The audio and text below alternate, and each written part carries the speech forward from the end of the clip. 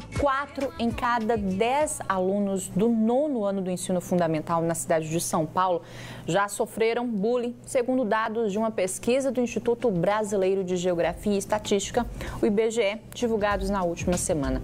Os números, é claro, impressionam. Mas como identificar se meu filho sofre ou pratica o bullying? No bate-papo de hoje, a gente vai receber a psicóloga Luciana de Paula para falar mais sobre esse assunto. Lu, mais uma vez, boa tarde, seja muito bem-vinda ao Band de Mulher. Boa tarde, muito obrigada pelo convite. Bom, infelizmente é um assunto chato, né? Sim. Porque eu falo que às vezes a pessoa pode carregar aquilo ali para o resto da vida. Como é que eu consigo identificar que o meu filho está sofrendo bullying na escola ou na roda de amiguinhos? É o que eu sempre falo. Observar o comportamento. Criança e adolescente, eles falam muito através do comportamento. Vê uma alteração muito brusca do comportamento da criança ou do adolescente, pode saber que algo de errado está acontecendo.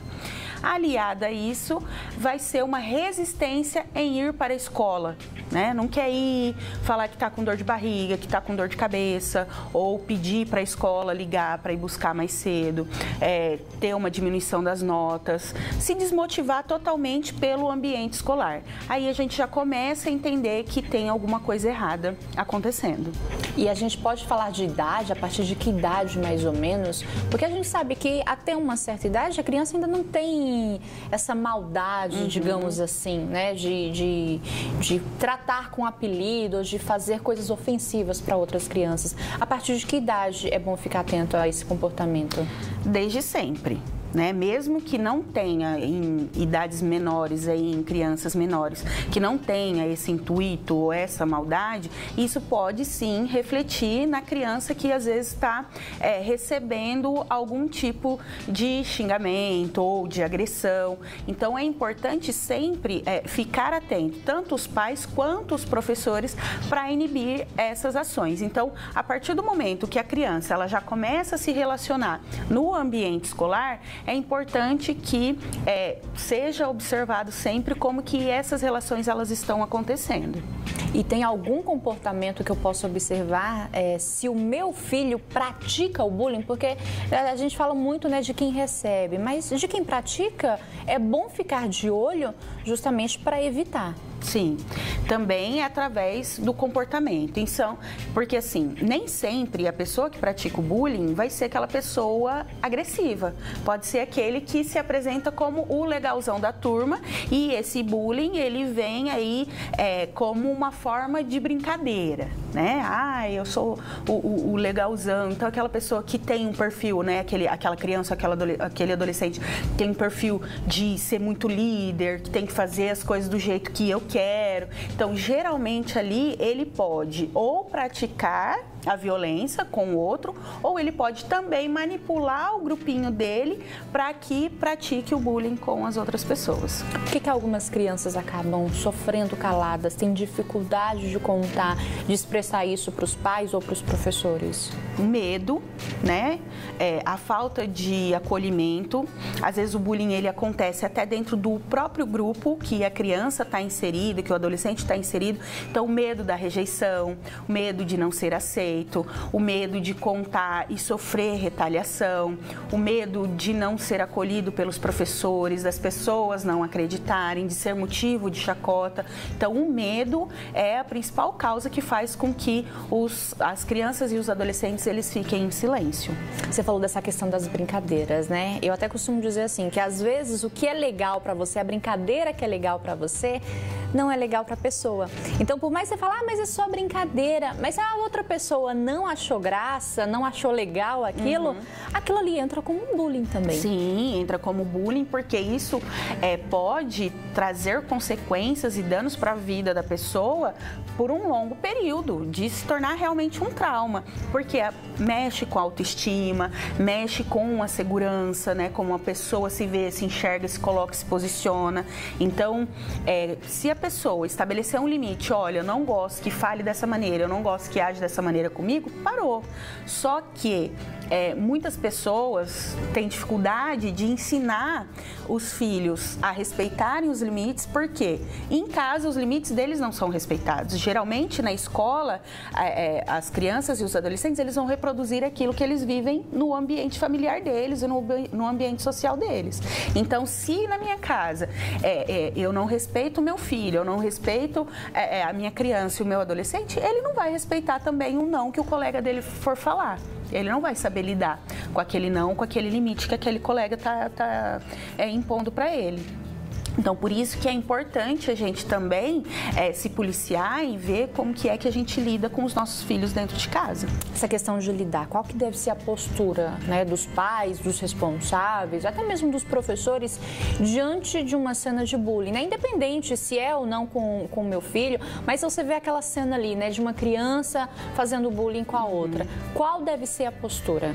É um tema que precisa ser sempre falado e sempre debatido. O que eu escuto muito, né, que são os pais, uma geração mais antiga, aí falando, mas eu sofri bullying, tô aqui, me ensinou a viver. Não, ensinou a viver, mas cheio de traumas. Então, é falar a respeito do assunto, é conversar sobre isso, porque acaba se tornando um tema tabu, né? Então, é ouvir, é acolher e é orientar. Tanto o aluno que está sendo vítima de bullying, quanto o agressor, porque ambos precisam de cuidado, de acolhimento e de atenção. Evitar expor, né? Não precisa fazer uma exposição, porque isso também não vai chamar resolver. atenção ali na frente dos outros também não vai ser legal. Depende de como está sendo esse tipo de brincadeira. A gente pode sim, isso não é bacana, não é legal e tal, e depois chamar e falar, olha, esse tipo de atitude não é legal, esse tipo de atitude não é bacana. Porque geralmente eles fazem na frente dos professores e dos colegas aquilo que é dito como uma brincadeira, né? Então vou zoar a roupa, vou zoar o cabelo e tal, que é mais aceitável. Não, tô só brincando.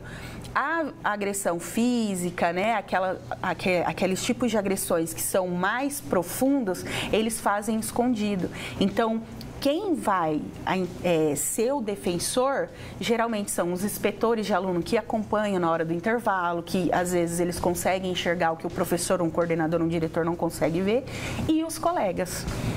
Porque aquele colega que vê e não fala nada, também muitas vezes por medo, ele também está sendo conivente com aquela violência.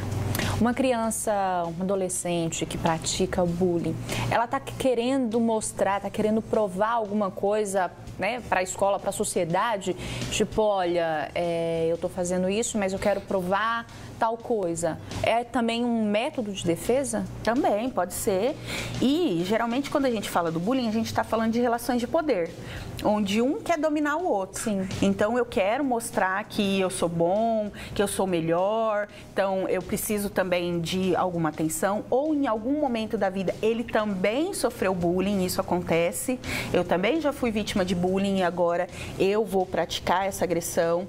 Às vezes vai trazer a forma como ele vem lidando com as questões emocionais dele, com as questões familiares. Então, o bullying não é simplesmente aquilo ali, apenas aquela violência, que é sim muito grave, mas tem muito mais coisas por trás disso. Aliado também a transtornos de conduta e outras coisas aí que já vai para o campo patológico. Lu, para a gente encerrar, né, é importante a gente frisar o quanto isso vai ser prejudicial para o adulto, né? A criança que cresce sofrendo bullying, ela vai colher, digamos assim, as consequências na fase adulta. Bastante. Ela pode se tornar uma pessoa com uma baixa autoestima, uma pessoa extremamente insegura, pessoas que têm dificuldade de se relacionar, uma pessoa mais retraída, depois em relacionamentos amorosos, uma pessoa dependente emocional, uma pessoa passiva. E aquela pessoa que pratica o bullying na escola, no futuro ela pode fazer isso no ambiente de trabalho, que vai ser aquela pessoa que faz o assédio moral no trabalho, que vem também com aquelas brincadeiras inoportunas, que também vai ter um perfil mais agressivo, ou aquele passivo-agressivo que faz uma brincadeirinha ali meio que criticando. Então, também vai ser uma pessoa que vai ter problemas de relacionamento no futuro. É prejudicial para os dois lados. Sim, para os dois lados. Lu, mais uma vez, obrigada. Até uma próxima. Eu que agradeço o convite. Muito obrigada. Igualmente.